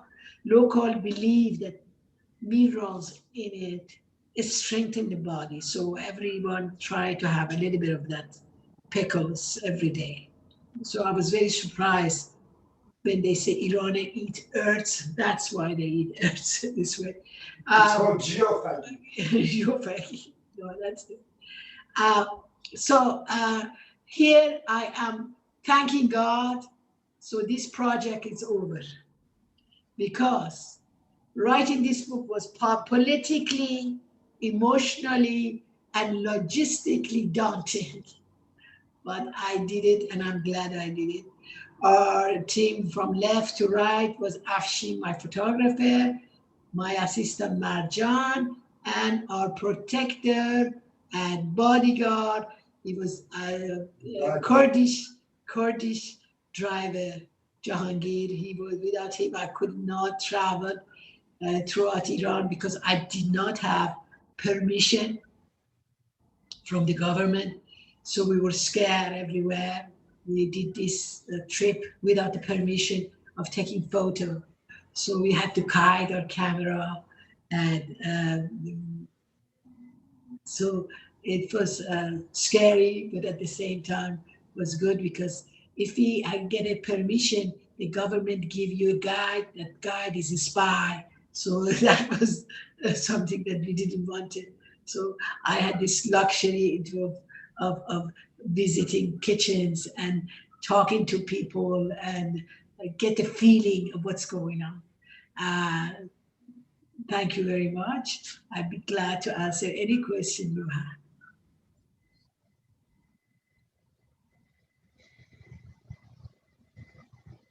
Everyone's going home. Are you there? Are you there? Yes. Yes, lovely. Fantastic. Najmieh, Yes. I can remember at least 20 years ago, I'd say, when you spoke to CHoW when we were meeting off Foxhall Road, and you brought barberry berries, and most of us had no idea what they were at the time. You passed them around, and how things have changed. And certainly, I see books that I haven't bought yet. My collection of your work started with Food for Life, as I'm sure many of ours did. But anyway, this has been a delight, and a lot of us have followed you for a long time. Yeah, actually in California, last year when I was in California, I noticed that a few contemporary American restaurants, now they have barberries in the rice and they have tahdig, which right. That's my contribution after 40 years. Thank you. You're welcome. I want to say that about 5-6 years ago, I took one of your cooking courses in Georgetown. And I think it was the Nowruz course. And it was absolutely wonderful. I remember carrying Food of Life back home from Georgetown. I live up by the zoo. It was the heaviest book I ever carried. I read it. I started reading it. It was right before Easter. And I thought, Easter meal is going to be Persian this year. And I made a Persian feast. It was absolutely fantastic. My friends still talk about it. Oh, lovely. I'm so glad. I hope you continue cooking from it. I do. And I'm in Germany now, and we get barberries in the market. They're not hard to find at all. Oh, fantastic. Fresh? You get fresh barberries? Dried. Because, you know, I thought they might, because I know in California, in London, they get a lot of fresh ingredient from Iran. They used to anyway, before COVID. Yeah, before COVID, yeah, you're right. That's lovely. Thank you very much. Well, nothing is so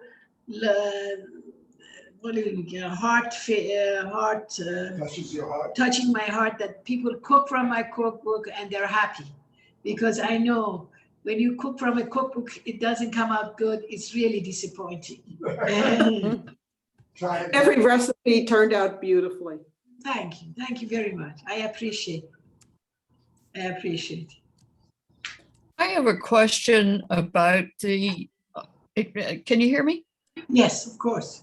I have a question about the crust on the rice. And I noticed the Chinese use rice cakes that are made that similar way. Yes. do you have any thoughts as to maybe which came first and influenced the other? I think perhaps because their crust is totally different. Oh, okay. Swiss Deep rice. fried. So they deep fry too. The Vietnamese too, or they also do that. I think I think since rice is becoming Iranian love the rice long and separated. Chinese they don't. Right. I tried to teach my Japanese friend how to make Persian rice. He said, "No way. In Japan, we like our rice stick together." So I think after from 17th century Iranians, the Court food. it's a court, of course, the court foods. Whatever document we have is from court food or military. We don't Right. have any ancient document. So I think Iranian, they try to elaborate it because we just don't make it with rice. We have with potato, bread, onions. You can put any kind of things in your rice. For courgette, eggplants on the bottom of the pot. Then you make it different to tadik. So I want to say the Chinese perhaps because rice was originated there. In China, everybody, when I was there, everybody eats a bowl of rice. They have to. And I don't know. I don't want to be chauvinist in that domain. But I know Persians love their rice. They are rice eaters. And the tadik, yeah. They fight over tadik, yeah. Thank you. That's a good question. I have to think about that. Naj, where did you move to that you got such a fabulous kitchen? Where I am in Chevy Chase. Well, I'm in Chevy Chase. Kitchen. I'm Chevy Chase, thanks. I'm in Chevy Chase, Maryland. And yes. Are you going to do cooking classes again? I hope so. I hope so. I have energy, enough energy. I've been doing this for 40 years. I love to cook and I love to share my recipes. Hopefully, if I have the strength and health, I love to do that. So watch the one that I'm going to do for Les Dames. Oh yeah, I will. When are you I'm going going to to make it. We are taping it on The taping, they don't, when's the program? the program for the spring fundraising. When is it? I think, Yeah. when is it? This is being taped, isn't it? So we can rewatch the. I don't know. It is, yes. Okay, so you'll send it out. Yes. Najmieh, the fundraiser for Les Dames d'Escoffier, your session will be on June 16, Wednesday, June 16. No, yes, June 16. Okay, yes. Zoom, is it a 16 Zoom? or 12? Yes. What is it? No, they're going to tape it, but they're going to edit it. Oh, They're going to show it for the, it's not live. right. However, Najmieh will be there live to chat with the audience and to answer questions. Yes. Yeah, On June 16th. June 16, yes. What time is it at? I have no idea. Her calendar says 6 to 7:30. Sheila, do you know what time it is? It's yet to be decided. Just Yeah, I'm waiting for them to. we will send email, save the date for the people who are on the email list for Les Dames d'Escoffier DC chapter. Okay. Yes. Tentatively in here, I have 6 to 7 p.m. 6 to 7 p.m. we have it in our calendar now. Najma, I had a question. Okay, darling. This was a wonderful presentation. You mentioned a kind of raisin that you like very much. There's Yes. so many different kinds. What was the name of it, please? Yes, I'm going to show it to you. There is no Persian raisin, the long one.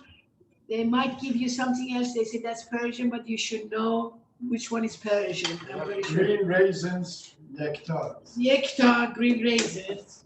This is the raisin. I'm going to show you.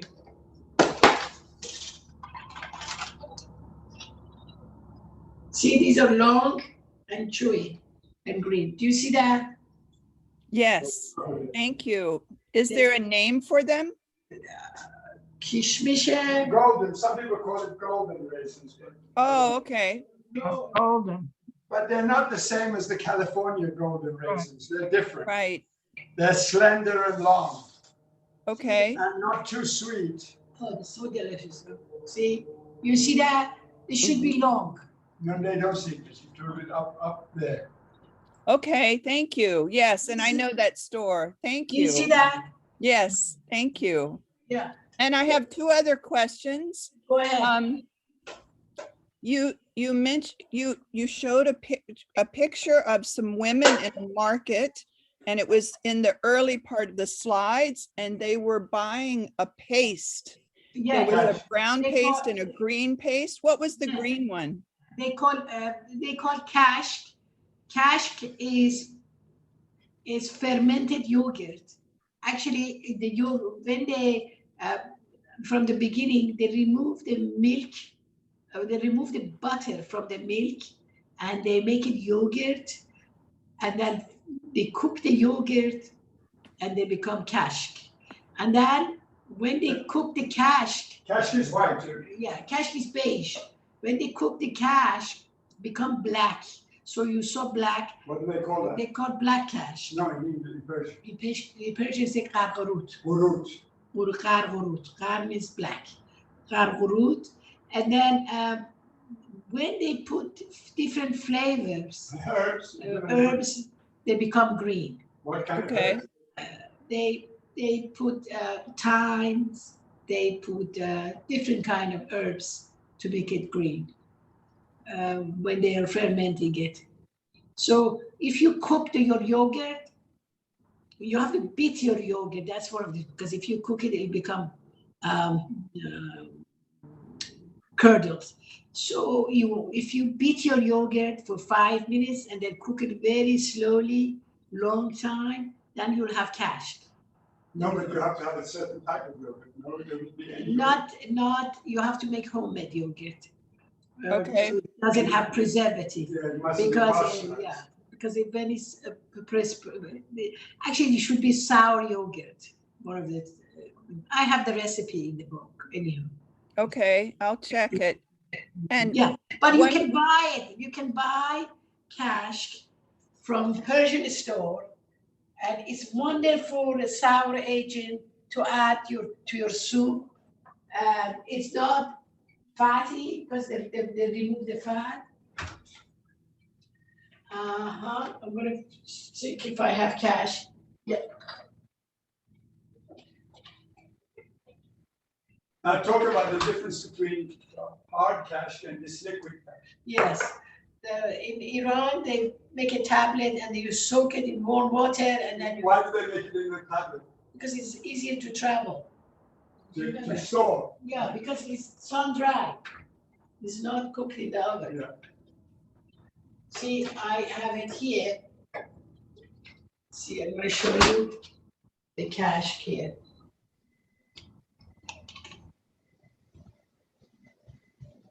do you use it like you would tamarind or pomegranate juice? Yes, it's a sour agent. You're right. Yeah. Sour cream. Okay, I'm going to show you. What did you say, darling? Isn't it more like sour cream? Use Yes. like sour cream. Yeah. Sure. Could you substitute sour cream? Yes.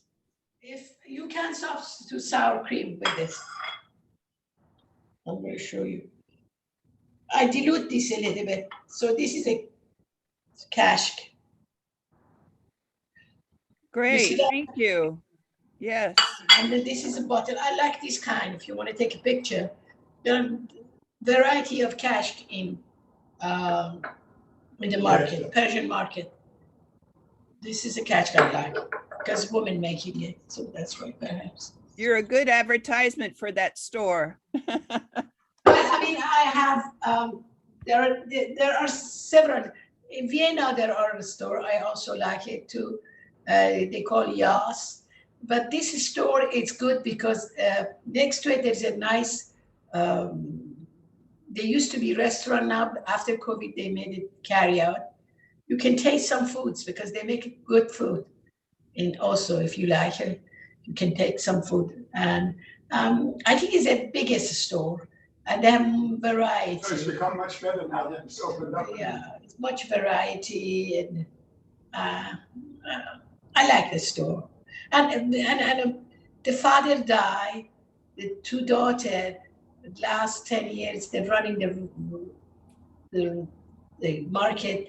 So I like to support them, and I did a lot of advertisement for them because the two women, they were college students, they had no idea their father died. All of a sudden, they had to take over the business. So they needed a lot of support. So it's nice things. As a women's group, we support owner of the restaurant or market that owned by women. Oh, thank you so much for everything. You're welcome, darling. Nadia, in 1978, I was on my way to India for the International Anthropological and Ethnographic Conference, and the plane was stopping in Tehran. This was Pan Am. And out in the field far away, they allowed the people that were disembarking off the plane, but they made the rest of us stay on the plane. But I was determined to at least put my feet on the ground in Iran. When nobody was looking, I snuck down the stairs and just put my feet on, and everybody started yelling at me, and I came back up and went back to my seat. Was determined to step down in Iran. Thank you. I hope one day we all can go back. Inshallah. Inshallah, that's right. Because, you know, it's a beautiful country, wonderful people. Yep. And bad government. And the handsomest men. Yes. Very handsome men. And women too. Beautiful. Where did you meet your husband, Nash? He came to America, he studied here, I came to America. We didn't know each other. We both went back to Iran. We met each other in Iran, arranged by family, friends or family, in a party actually. It was friends invite all these bachelors come from abroad, they didn't know each other. So I saw him, I fell in love with his mustache. And so last 43 years, we've been married.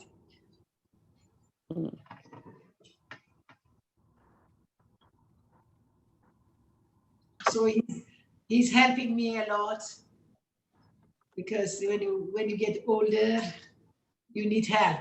Oh, yeah. I like to put an injection in. I'm having trouble doing the chat. Can you hear me? I can hear you. Okay.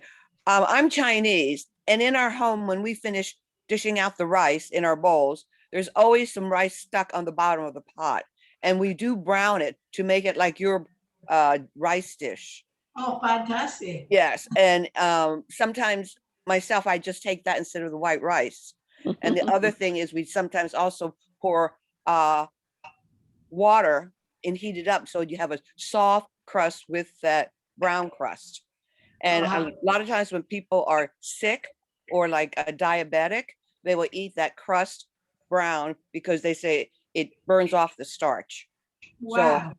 So you may not see on a large basis, on a family style, you will have your regular white rice, but there's always that residue of rice that's on the bottom of the pot. That's right. And that is brown. We do it slowly. You don't see that because I think that's more of a home type of cooking procedure. Yeah, so that's why I think perhaps Persian took that idea and elaborated and made this famous golden crust. We don't, because between China and Iran, there was a longer silk. There was a lot of back and forth. They know there was silk traveled, but it wasn't just the ingredient. It was techniques, literatures, music, everything. There was a lot of things back and forth. There is a possibility a Chinese traveler shared that idea to a Persian. We never know. Yes, I just like to know that it is done too. We just don't have the wide bottom pot like you did on yours, turn and serve it as a dish like you have on a platter. For ledam, I'm going to do it more elaborated, Right. with saffron and yogurt on the bottom. Yum. And when you turn it, you see that golden crust. Najmieh, I have a question about table manners. Or is there no table? How do you eat? I saw a photo of everyone eating on a carpet outdoors, but that was a picnic. How do you eat indoors? And do you use a fork or do you use your hands? Yeah. At this stage in Iran, it depends which period you're talking about.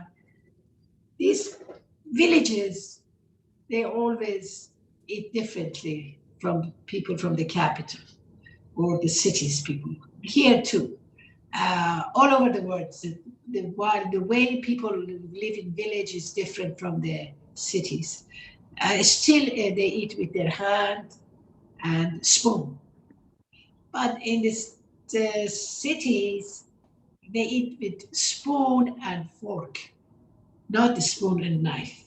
In perhaps 2% they eat with knife and fork, but majority of Iranians, like Italian, they eat with spoon and fork. Like Italian, they eat it with their pasta. As Iranian, they eat it with spoon and fork. The city, the village, they use a piece of bread, like lavash bread, as their spoon.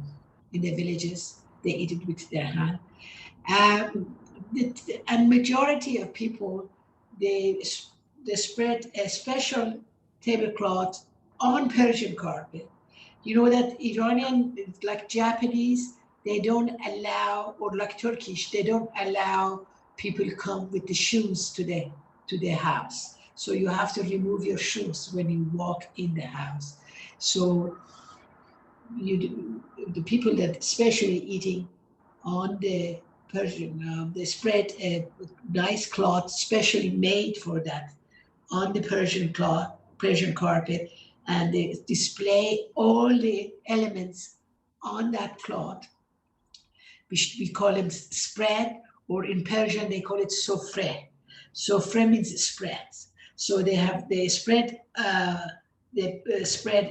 the carpet, and they spread all their foods. They put pickles, rice, main. There is no such a thing as entrance, entree, like a French do, salad, and then they put everything on a spread or on the sofre, and now majority of Iranian in the city, they eat on the table. So they put them on the table, and then each person serve themselves according to the fancy. There is no rule. You eat your salad at the end or at the beginning. No. If you don't feel like it, you don't eat. So that's the result. If you're vegetarian, you can enjoy your meal as much as if you're not. They put lamb, pickle, vegetables, fruits, salads, everything goes on the table, and you serve yourself according to your taste. And one thing is very important for Persian table: pickles and fresh herbs platters. It's very important. We have basil, mint, tarragon, radish, and a spring onion on a plate, piece of goat cheese next to it, toasted nuts next to it. And this is on the table with a lot of bread, because there was a lot of uninvited guests arrive, so they can always feed them with a glass of hot tea. The national drink in Iran is now hot tea. Tea is very important. But up to 19th century, Iranians were coffee eaters. They weren't, whose dog? Somebody's dog here. Oh, yeah, it's your dog. What kind of dog do you have? What kind of dog? She's a lap dog. She called a Cavachon. Oh, I used to have dog. We had the dog for 26 years. We had German Shepherd. I love dogs. So, there is no rule. You can eat. Oh, how adorable! Look at this. How are you? What's your name? What's your name? This is Ladybug. Ladybug. That's beautiful. Beautiful dog. Oh, I love that. So there is no rule. There are lots of rules, but it's not. I mean, when you eat, you should not talk too much. When you say something, you should say something pleasant.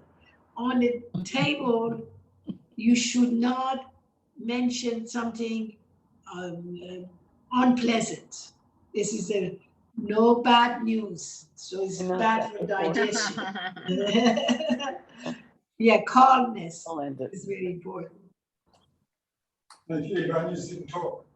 And some ancient Iranian, when they had their main, I mean, we have records that Iranians, when they eat the main dish, they didn't talk. They talk when they removed the main dish and they spread the new souffle, and then they put wine and small sweets, fruits. That was a time for socialization, and usually they did it in the garden. The dessert was in the garden with the wine. So that's the ancient Persian. They were winemaker and wine drinkers, and wine was very important. Still, Zoroastrian, every ceremony associated with wine. So pre-Islam in Iran, people were wine drinking and winemaking. But I have to tell you, they didn't eat the wine with the main meal. They eat the wine always with the dessert, because they did believe that you should not drink wine when your stomach is empty. So you get the pleasure of wine with your dessert. Actually, dessert is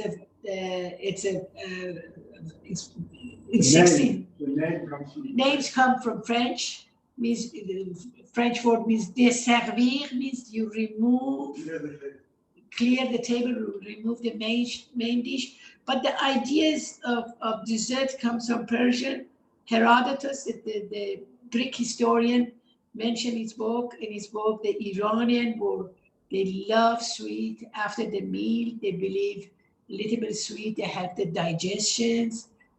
And he said that the Greek, they don't know about the sweets, but Persian they do. So the concept of dessert, sweets after the meal, actually very much can be Persian. Do men and women eat together? No, I have a news for you. The boyfriends live in the house with the girls. Now things have changed after revolution more than ever. But yes, before revolution, after revolution, they eat together. The family, they eat together.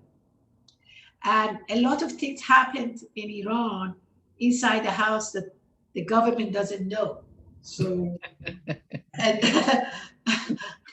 and the parties, very elaborated parties, man and woman, and they eat together at home. Yes, a lot of Canadian, French, still living in Germans. Still, I met a lot of foreigners in Iran, and a lot of people have dogs in Iran. There is a lot of misinformation about Iranian Well, the culture. government policy, though, is one thing. Yeah, the government, you're right. It's like children in America not being able to drink until Yeah. they're 21. Yeah, that's right. But they all drink. My children, they all drink between 18. That's right. So no, men and women, they drink, eat together. In the village, it's more freedom actually than cities. And in the village, I noticed the villages in Iran hasn't changed much because the villages, they dress differently. They had always a scarf around their neck. To keep out the dust. To keep up the dust because they were working in the field. The village's life hasn't changed before revolution, after revolution, but the city's life has changed. People have double life, one in their private home, one for the government.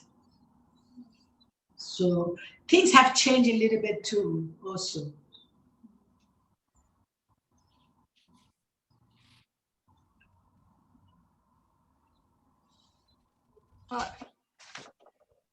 Najmieh, I want to thank you for your time, your knowledge. We've learned so much on so many topics. You've taken us, you know, into the food, but as well as the political system. Maybe it's just been fascinating. I think a lot of us could stay here for another hour or two. But we do want to, you know, thank you again. Thank you for being so generous again with your time. I see some of us have needed to leave already. We do have a couple business things to take care of. But again, thank you so much for spending this afternoon with us. Thank you for having me. I can't wait to try these recipes.